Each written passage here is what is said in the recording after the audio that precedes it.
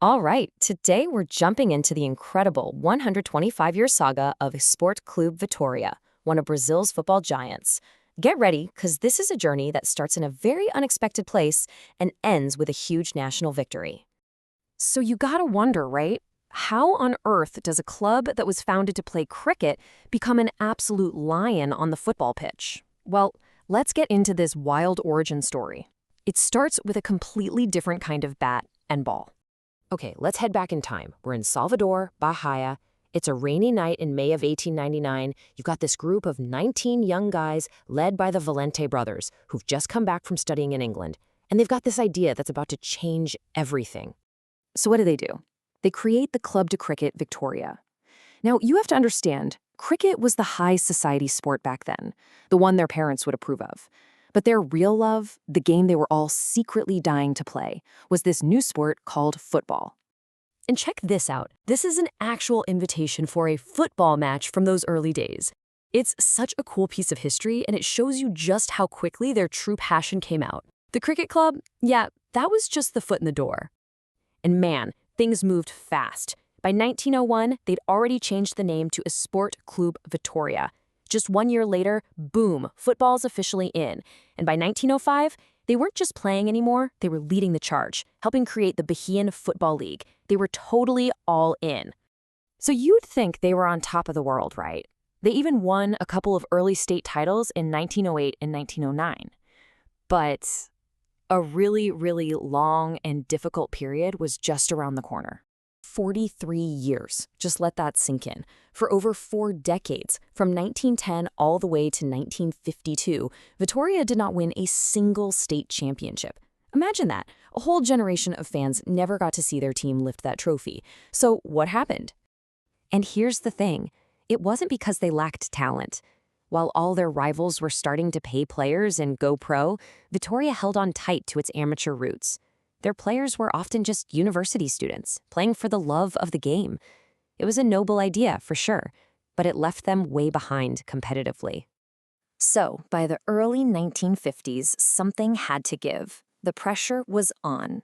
To survive, let alone compete, the club was facing this huge decision, a decision that would completely rewrite their future and define their modern history.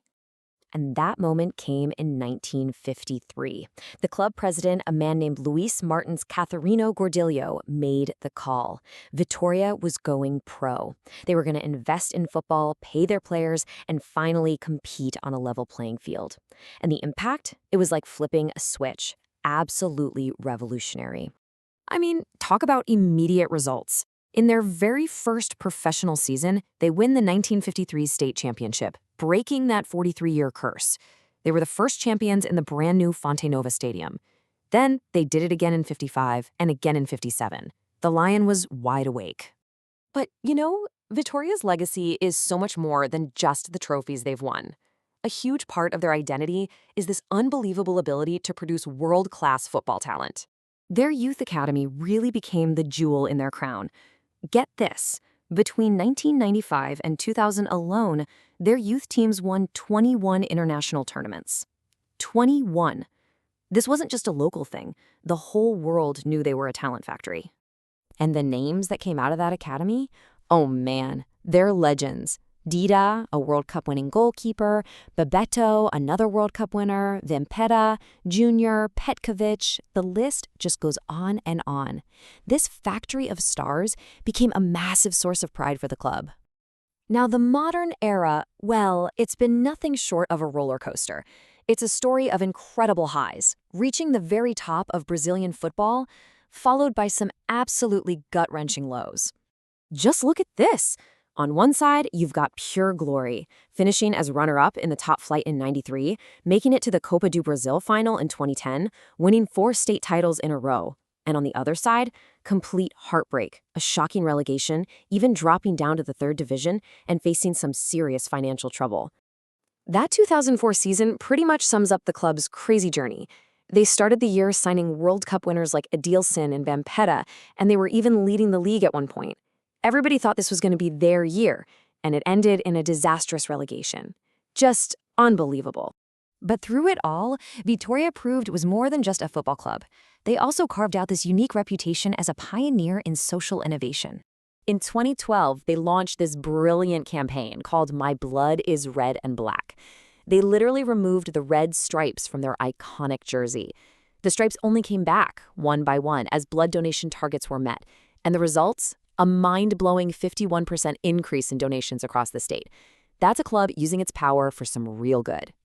After all those years of fighting, of soaring highs, and crushing lows, the club recently hit a new peak, finally grabbing that dream that had escaped them for over a century.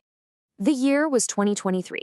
After 124 years of history, Esporte Clube Vitória finally won its first ever national title. They became the champions of the Campeonato Brasileiro Série B, sealing a triumphant return to the top league in Brazil. It was just this moment of pure joy for the club and its fans who'd been through it all. From a cricket club for the elite to a talent factory, and finally, a national champion for the people. Vitória's history is this powerful story of resistance, transformation, struggle, and ultimately, triumph. After finally hitting that national milestone, the Lion of the Bar has proven it's a force to be reckoned with. The only question now is, what's the next chapter?